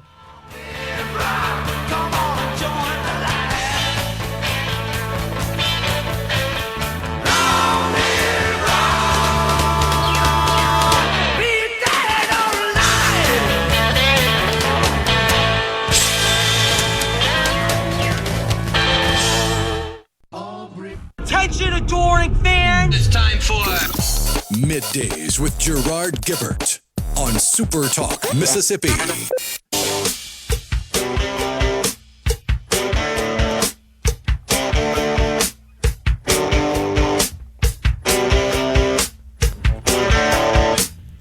Welcome back, everyone. It's Middays.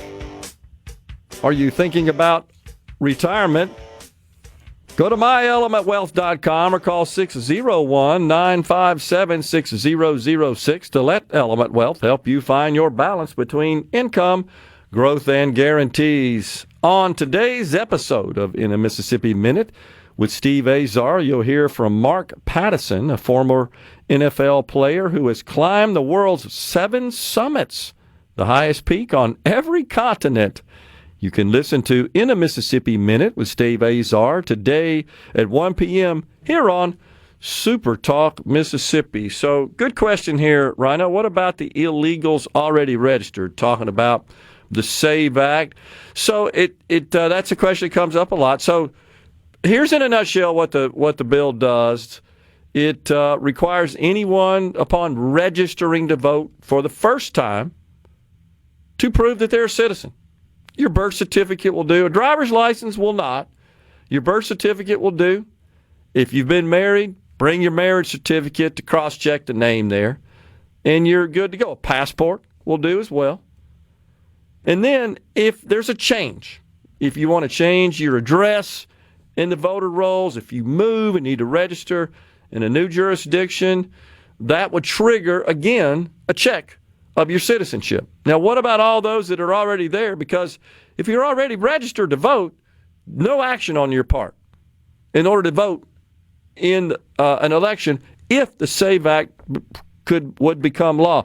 So how do we make sure only legal citizens are on the voter rolls in this country? Okay, so the bill would require the registrars in our state. It's the circuit clerks in each county. They're essentially the ones who maintain that, and then we have elections commissioners as well. But it would require them to cross-check the voter rolls with, this is where it gets really confusing and convoluted, with a system operated by the Department of Homeland Security called the SAVE system, not to be confused with the SAVE Act. And in that context, this system, that acronym SAVE, stands for Systematic Alien Verification for Entitlements. It's a database that's been around a long time. It's supposed to maintain the immigration status of those in this country so that they can be deemed as eligible or not for certain federal benefits. There are a lot of federal benefits and even employment that's available and fully legal to certain legal immigrants, not to illegals. Same thing to vote here. So, except the difference is even legal immigrants are not eligible to vote. They have to be an American citizen. So what the bill would require is a periodic check. I think, to my knowledge, that interval has not yet been determined. In other words, how often the counties, the registrars, would have to do a cross-check of their databases. So that's how we would determine that everybody currently listed, currently enrolled in the voter registration files is a citizen. And if they're not, they are to remove them after cross-checking with the U.S. SAVE system, again, operated by the United States Citizen and Immigration Services, which is part of Homeland Security. So that's the way that would work. It's a good question, though. So, because as soon as I saw the bill, I thought the same thing. Well, wait, what about all the people already registered? How are we going to, make sure that those rolls are clean? So you see there the approach there. Anybody new, you got to prove you're a citizen. You make a change, you got to prove you're a citizen. As far as everybody already on there for which no action is required, we're going to make sure you're a citizen. Now then the question becomes, will the dang states comply with this? Because I get worried about that, honestly. Are we going to have an audit? I hope so. If this thing becomes law, some sort of inspector general procedure, if you will, that ensures that the counties have in fact cross-checked their voter information with this federal SAVE database. But I got to tell you, I'm less than 100% confident that the SAVE database is accurate. I just am. I think it's not even, that's my viewpoint on that. It's not necessarily driven by concerns of competency as much as it is just how dang hard it is to make sure that that's current and up to date, especially after Joe Biden opened up the borders to the whole damn world. That just makes it even more complicated. And really, you can only be in that database if they are aware you're in the country. That's right. That's my other concern. But what that should mean is that if you got them registered to vote, you don't find them in that database, they're gone. They're out. That's the way it should work. Let's hope that that's the case. So that stops short of federalizing the process and bringing in the federal government to oversee and maintain and administer. I don't want that. Our voter rolls and our elections process. but this is pretty straightforward. Hey, just check it against the database here. And really only the federal government, Rhino, would you agree, is in position to collect and maintain this information. Only the federal government is. You couldn't possibly do that at the state level. You need some central repository of that information. So that's the way that's supposed to work. Tim and McGee says, bring the same ID to your polls as you do when you buy cigarettes. Good point, Tim. Totally agree. Something else we got some text in on, Rhino, you were just saying on the break, right, is that the embassy, I believe, in Israel has advised Americans to get out of Israel as well over concerns of some shoot-em-up going on in the region. If we do attack Iran, they would likely be the target for retaliation. Yeah, I agree, and that's a good point because it's convenient, and of course they've always wanted to wipe Iran off the face of the earth. Israel, Iran has. So, man, oh man. Let's see. Gary in the Berg says, documents you should have to show to register to vote.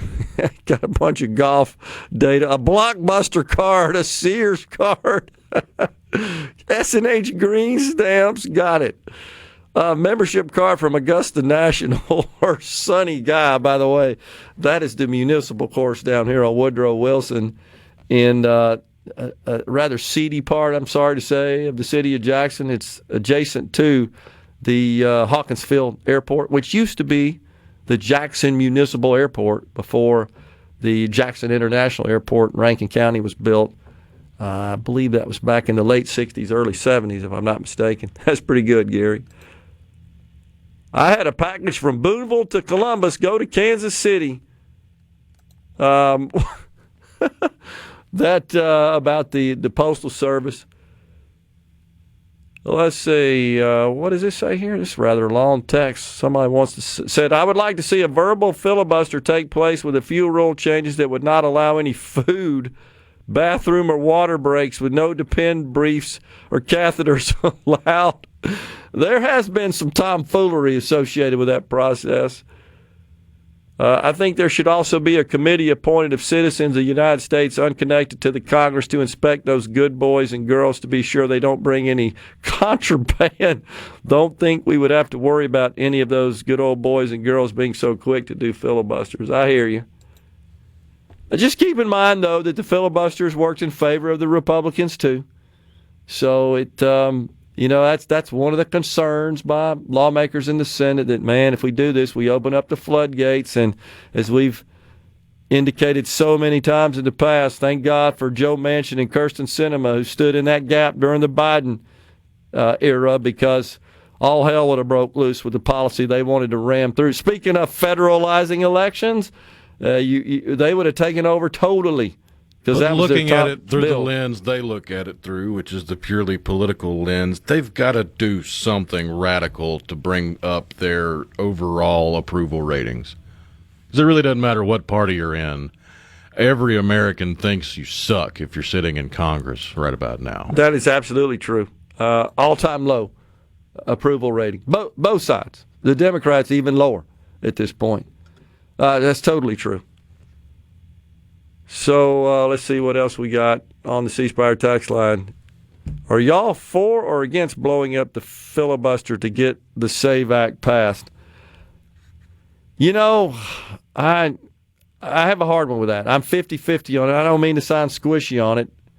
And the Senator Thune, that of course is the majority leader, at this point, he's opposed to it. And my concern is not that I don't think we ought to do whatever's necessary to enact this sensible legislation.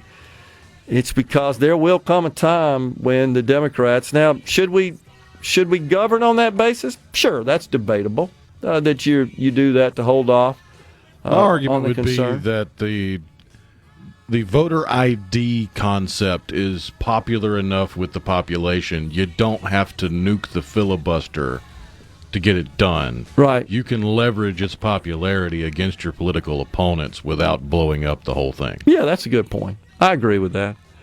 On the C Spire text line, Since it's easy to get a birth certificate and marriage license, each state should give them out for free. Paying $40 or more is a poll tax. That's another Democratic complaint. Coming right back.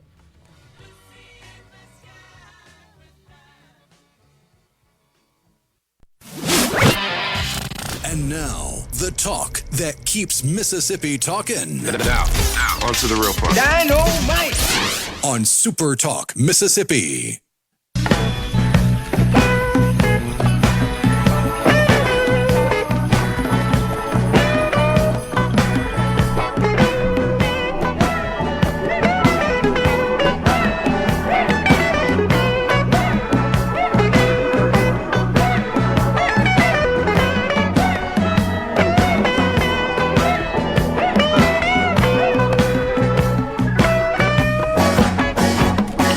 Welcome back, everyone. It is Middays from the Element Wealth Studio.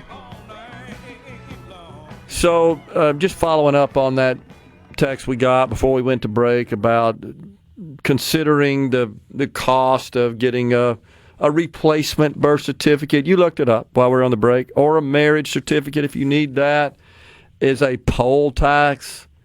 What did you come up with? What's the cost in Mississippi? $17 for a replacement birth certificate or $17 for a replacement marriage license. So let me ask you this: what are the outside chances that the person who would need to make that investment to authenticate themselves to be eligible to vote has a smartphone? Pretty high. Yeah, I would agree. What are the odds that the person that perhaps would find that to be a hardship receives a litany of taxpayer-funded benefits? Likely. I don't want to hear it. That's the point. Cry me a damn river. It's ridiculous. I mean, technically, by this texter's own assertion, he's wrong. 100%. At the very end, it says paying $40 or more as a poll tax. Well, if you had to replace both of them, that's $34. That's not $40 or more. Therefore, by this texter's own definition, it's not a poll tax. That is 100% completely true. And I don't want to hear it. Look, it's throw up every goofy excuse you can dream up to prevent taking any personal responsibility. How about just assuring that only American citizens vote? How could you be against that? How? Well, I mean, if your team, the Democrat team, is the one that's constantly using cheating and overinflated voter rolls to win because their policies are so asinine, stupid, and unpopular. Unbelievable. So, what about this? Well, okay, if you don't do this, then you're ineligible for all the dang benefits you get that the rest of us pay, who have gone through the process and voted accordingly. So, yeah, I'm sorry. I don't have any sympathy. I just don't. I really just don't. If you can't be a responsible enough adult to know where your birth certificate or your marriage license is, or to be able to scrape up a couple 20s to get a replacement, are you really responsible enough to be casting an intelligent vote? That's 100% right. On the C-Spire text line, if they need a replacement document, it's stupid tax for losing original. Well, ding, ding, ding, ding, ding. Certainly a marriage certificate. You know, I could understand how maybe you don't happen to have your birth certificate. Though, think about that. Even as a youngster, playing sports and doing all sorts of stuff, you've probably been availed of that birth certificate. I can see how, well, maybe your parents, your guardian has it, and it's stored away somewhere, and now you're older and you don't have it. I guess I could halfway buy that scenario, but that's, I would say, fairly rare. The marriage certificate, it seems like you ought to have that, right? I mean, that happened when you were an adult, is the point. You paid for it. You were in possession of it, which is another point, right? You got to pay to get a marriage certificate. You can afford that, but you can't afford to pay the $17 replacement so that you can show that you're a legal citizen to vote. I'm sorry. I just don't get it. It's learned helplessness. Yeah. It's rampant in the Democrat Party. Casey Waters on the C Spire text line. What about for Social Security? When I got married, I changed my name with the Social Security Administration, got a new card. Wouldn't you have issues with contributions from employment if you don't? Absolutely, 100%. It's horse hockey, I'm telling you. It's not. I wish I could use the word I'd like to use to describe it. I, of course, shall refrain. Paul and Hernando, Democrats don't want an intelligent vote. I think it's more a matter of... They can't get an intelligent vote. You have to be dang near brain dead to vote for the Democrats in the year of our Lord 2026. Just look at everything they touch. It turns to crap. I really believe that they are of the opinion... Take the illegal aspect of it out. I believe they're of the opinion that there are a lot of people that vote Democrat that would have some sort of need to, again, re-register, moving or so forth, and just wouldn't do it because they just don't want to go through the hassle to prove that they're a citizen, and therefore they just won't vote and blow it off. I mean, I don't know. It's just a theory. And then besides the fact that, on the chance that there are some out there who aren't citizens voting, that they don't want to dissuade them.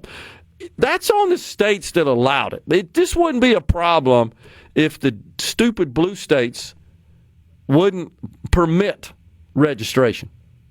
And it's not that they know that they're illegals when they register and they just allow them to. It's that, hey, don't tell me. Some of them would have had to have known. Probably, but I'm giving them the benefit of the doubt. It's just, hey, don't tell me. No, right? See no evil here. No, it's Sergeant Schultz. I know nothing. I really do believe that. Is that not the same thing going on with the issuance of the commercial driver's license? To a great extent, same deal. To people they know can't speak English, then go kill people. That's unbelievable. And of course, create all sorts of other hazardous situations, like the one we shared the other day with a driver in an 18-wheeler in Minnesota driving down the wrong dang side of the road in an 18-wheeler now. Unbelievable.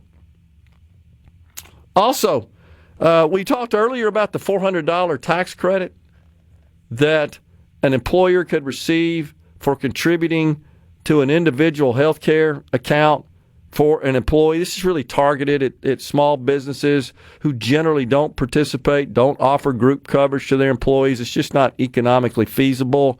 And so this is a way to try to boost the insurance coverage, health insurance coverage we're talking about in our state. The state government says, okay, employer, small employer, if you contribute to the an account, if you will, that would allow your employee to go buy health insurance, you can take $400 off your taxes.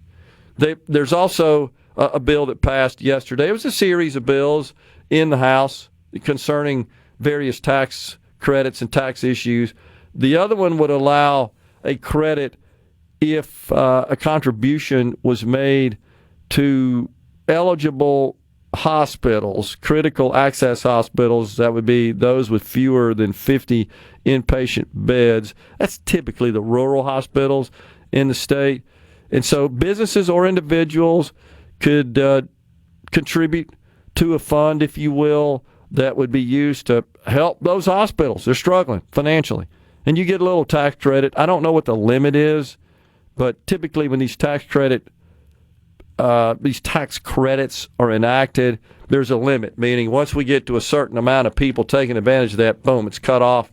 It's the way the Children's Promise Act works now. There's so much money eligible for credit, and that's just a way to control it getting out of hand, right, on the part of the government. So I think it's good policy. I've always thought that including in engaging the private sector and addressing some of these issues is way better. Now, you could say, well, we are here, but we're giving a tax credit. But it's a tax credit up to a certain amount. What you hope you get are private individuals, private companies that contribute more than that, and a certain amount of it is eligible for the credit. Now, what I'm not sure I totally agree with, Rhino, and that's this was a bill for my friend Jonathan McMillan in my county of Madison. He sponsored it. And this particular bill would exempt income received by athletes for their name, image, and likeness from state income tax. I don't know about that one. I have to think about that. Representative Dan Eubanks, he objected to it on the floor yesterday. He didn't understand why these athletes should receive any special treatment under the law. Quote, why would they not be taxed like any other employee? Is the only incentive for us doing this because other states are doing it? I just don't know why they're being treated different than anyone else in the world. That was Representative Eubanks on that. So, and then the mobile sports betting. The appropriations part of that bill would actually tax the mobile sports betting platforms. This was legislation from Representative Casey Uri. The mobile sports betting bill was the original one. It would tax the mobile sports betting folks at 22%. But here's something else, right? Reducing the casino gaming tax from 8 to 6 is a way perhaps to kind of offset what many think and expect to believe a drop-off. I don't think that would happen, honestly, in casino gaming as a result of authorizing and enacting mobile sports betting. I just think it's a different kind of person that plays those games. Same thing with the lottery. Has the lottery affected negatively the casinos? Nope. Not one iota. It's just a different type of person. Different. In the industry, what they refer to them as players. It's a different type of player. We got the final segment of Middays as we wrap up the week here from the Element Well studio. Coming right back.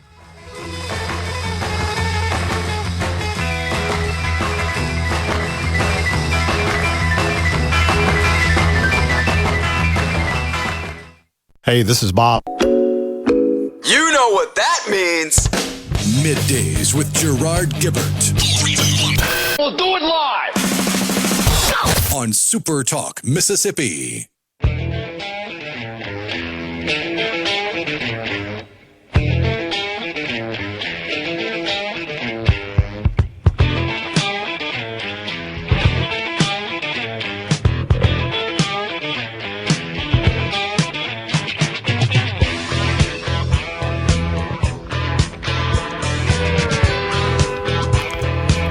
Welcome back, everyone. Final segment, Middays.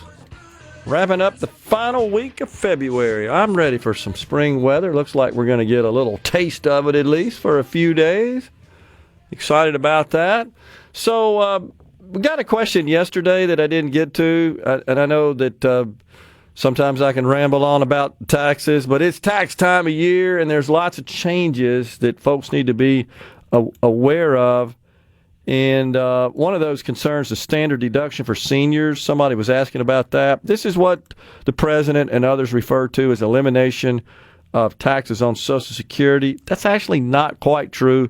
What was passed in the law is an increase in the standard deduction for seniors age 65 or over or the blind. And so that senior deduction actually is $6,000 per person, $12,000 for married filing jointly. And so it just means that less of your income is subject to federal income tax, including your Social Security income.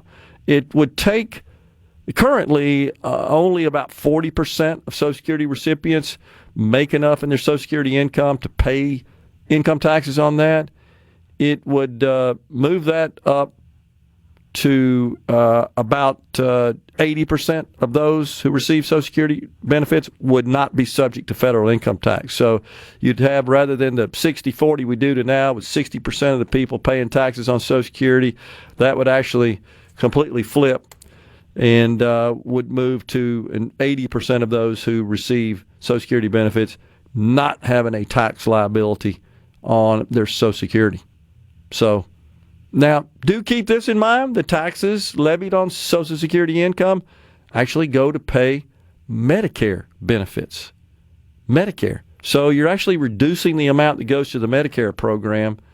That just means you're accelerating the point at which it can't pay its bills, just like we already know about Social Security's headed that way here pretty soon.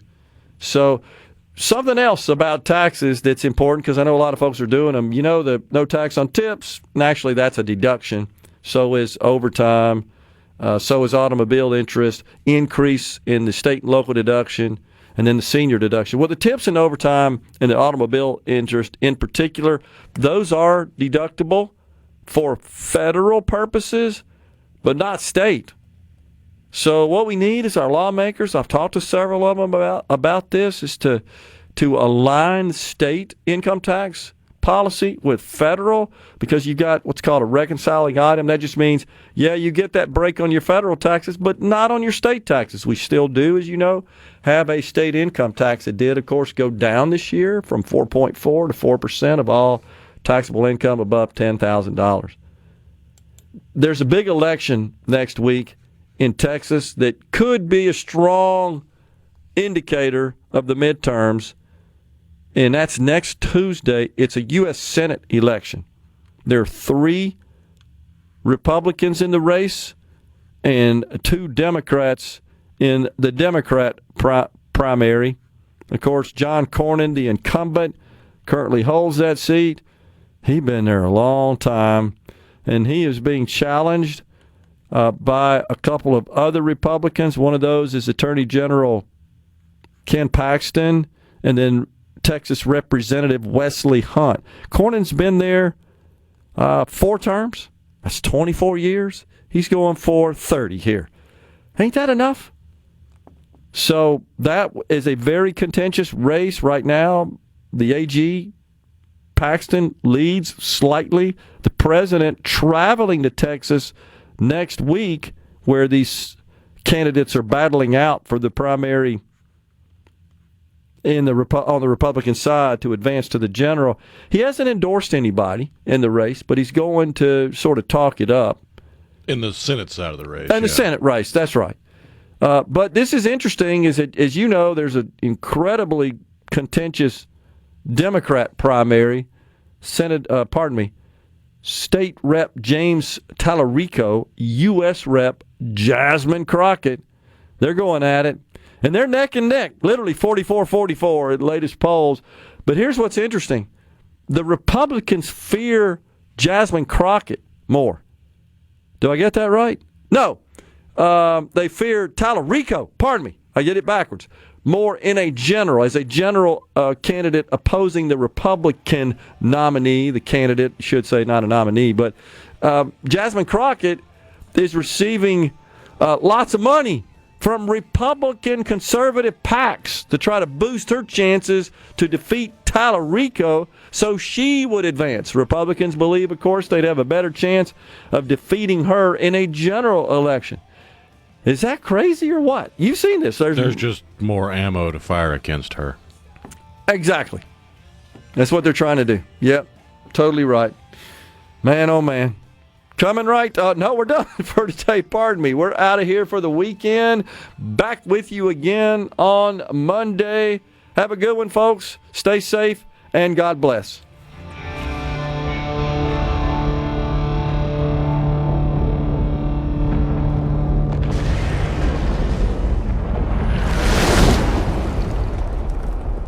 A SuperTalk Mississippi media production.